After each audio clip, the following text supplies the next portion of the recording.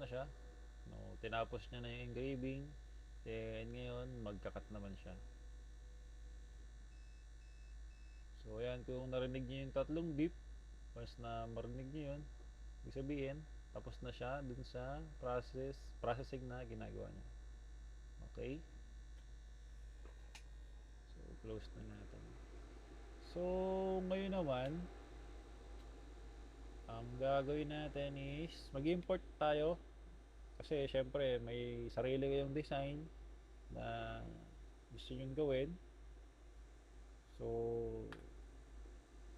try natin mag-import naman ng design. So dito lang tayo sa file, import, then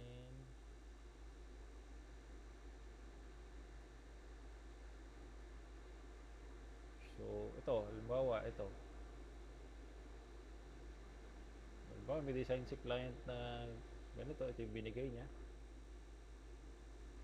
So yun, import nyo lang. Usually ang tinatanggap na uh, format ni RDWorks is Adobe Illustrator, yung .ai, .dxf sa mga CAD files, then SVG. So yun. And iba't ibang ano pa, design, format. Pero uh, depende pa rin sa, so ito makikita nyo. Depende pa rin sa versioning. Kasi minsan merong medyo updated na versioning ng type ng file. Hindi naman updated si RDWorks. So check nyo rin yung usually yung mga medyo luma na type ang ang in-accept ni RDWorks.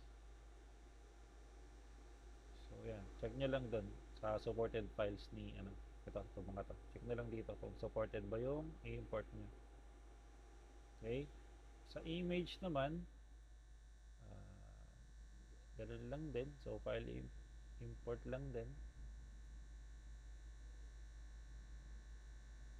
Ayan, pwede yan. Oops, teka. Hanap tayo ng ayan. Medyo magandang image yan. So yan, ganun lang din siya. Then para i-process yung image, kasi pwede siyang indiretso na i-engrave na. Pero para mas tama yung dots, yung size ng dots versus dun sa DPI ng image, pwede siyang i-process sa BMP. Yan. BMP. And depende sa inyo, marami siyang style pero yung usual na ginagawa ko, Dieter, tapos Net Graphics. Usually siniset ko dito is 250 254 pababa, 254, let's say hanggang 100 or 80, 150, 170, depende sa power and speed and sa power din ng machine nyo. So depende sa percentage na ginagamit nyo ang power. Okay, so 254 yung parang DPI ko, lines per inch. So apply to view. Kung makikita nyo, may mga dots na siya dito. Yan. So ibig sabihin, hindi lahat i-laser niya yan. May mga parts siya na kagaya nito na white part na i-off niya yung laser. So walang firing dyan sa spot niya. Apply to view and then apply to source. And okay. So kung makikita nyo ngayon, ayan, ano siya, yung dots na rasterized na. Okay.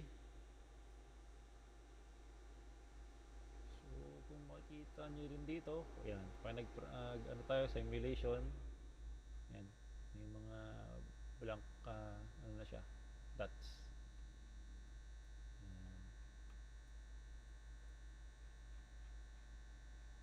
So yun, ganun lang siya pag process ng image. Template nyo lang kung ano yung DPI setting na pinakamaganda para sa inyo. Yun.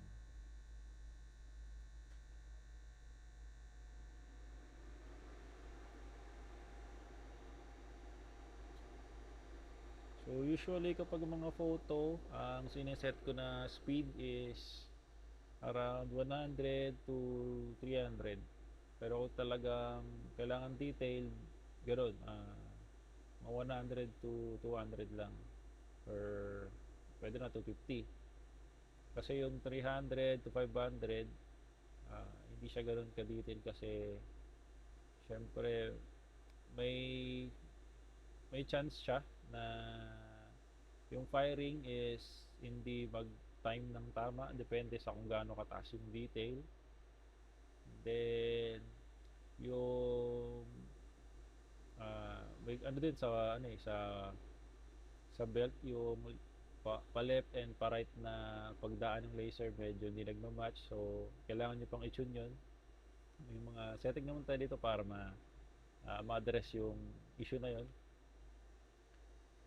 Then syempre yung priority dito dapat huwag nyo kakalimutan kasi kung ano yung nasa taas siya yung magpa-prioritize nyo. Okay, so and then bago tayo mag-start, make sure na na-set nyo na yung ano natin, yung distance from nozzle to material. So depende yun sa kung anong machine yung pinadala namin sa inyo or dineliver namin sa inyo. Iba-iba tayo ng focus, and then kapag nagpalit din tayo ng focal length ng lens, mag-iiba rin yung distance na set natin. So ano lang naman sa 60 watts, yung nozzle, from nozzle to material, ang ginagamit natin ay 12. Sa 100 watts naman, depende sa machine nyo and sa setting ng ano natin, lens. Ang ginagamit natin is 9mm sa 2 inch, and then 13mm naman sa 2.5 inch. Okay,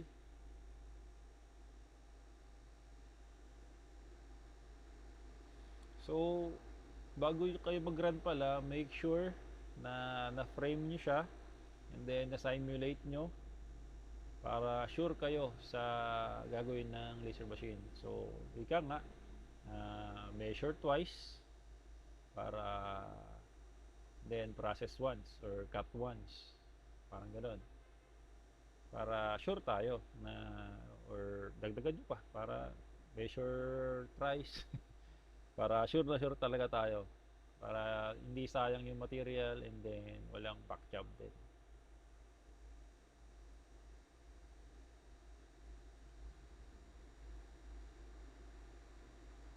So para sa safety natin and then sa safety ng area and safety ng mga katabi natin, wag natin silang papagamitin ng machine kung hindi nyo siya naturuan or hindi siya aware kung ano yung ginagawa ng machine.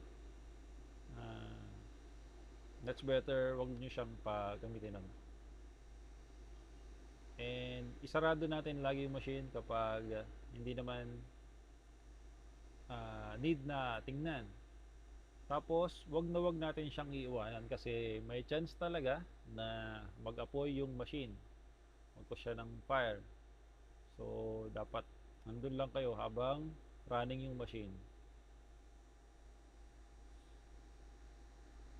Tapos halimbawa man hindi ma-meet yung ano nyo, gusto nyong output, try nyo lang ulit. Pero naman talaga kasi hindi naman lahat ng machine and then lahat ng material, especially sa mga wood and bamboo, hindi yan uniform ang ano nyan, yung tigas ng material. Kada part nyan, part ng wood, iba't ibang ano yan iba't ibang tigas o iba't iba rin yung magiging output nyan kada laser natin. So kahit pare-pareho ng setting yan, kung may mga matitigas na part naman doon sa wood, expect natin talaga na mag-iba siya ng kulay or output. So yun lang, ingatan lang natin yung machine. So yung maintenance, yung tatlong mirrors, yung nandito, mirror 3, mirror 2, tapos yung nandito sa loob ng case ng laser tube natin, yung pinaka first mirror. Yun, lilinisan natin yun gamit ang 90 to 99% na alcohol. Then yung lens, andun sa loob ng laser head, sa nozzle niya, nozzle part. Doon natin makikita yung lens. Yun, nililinis din yun. Kasi, syempre, habang ginagamit natin siya, nag-accumulate siya ng fumes. Kahit na may air assist siya, may mga konti pa rin na napupunta sa kanya. So, dapat nililinis natin para mas tumagal pa yung buhay ng lens natin. Tsaka para ah, mas matransfer niya yung beam, yung laser beam, papunta sa material natin para hindi naman efficient ba? Para efficient. Hindi nasasayang yung power ng laser natin. Sa halip na mapunta sa material, napunta sa lens or napunta sa mirror. Kasi kada bounce ng laser beam, nababawasan yung output power niya. May portion doon na na-absorb ng mirrors, lalo na ng mirrors and lens, lalo na kung madumi. So, yun, make sure lang na nalilinisan siya. Hindi nyo na kailangang tanggalin pa kung hindi naman major cleaning. Pwede nyo siyang gamitan lang ng swab, yung lens cleaner, and then cotton buds kung walang lens cleaner. Pero I suggest yung lens cleaner ang gamitin natin. So, yun lang. Ingat lang sa paggamit and sana mag-prosper pa yung business nyo. Para syempre, mas marami pa kayong order na machine sa amin. So, yun lang. Kapag may question kayo, hindi kayo sigurado, don't hesitate to chat our FB page, si City Laser 3D. And then, kada machine naman na nadi-deliver natin, nagkakaroon tayo ng group chat. Doon nyo erase yung mga concerns, gusto nyo i-verify, issues, about sa machine. So, doon nyo lang kami chat. Mag-respond naman kami and then yung ibang team para magkaroon ng resolution, ma-resolutionan yung inquiry nyo. So, yun lang po. Thank you.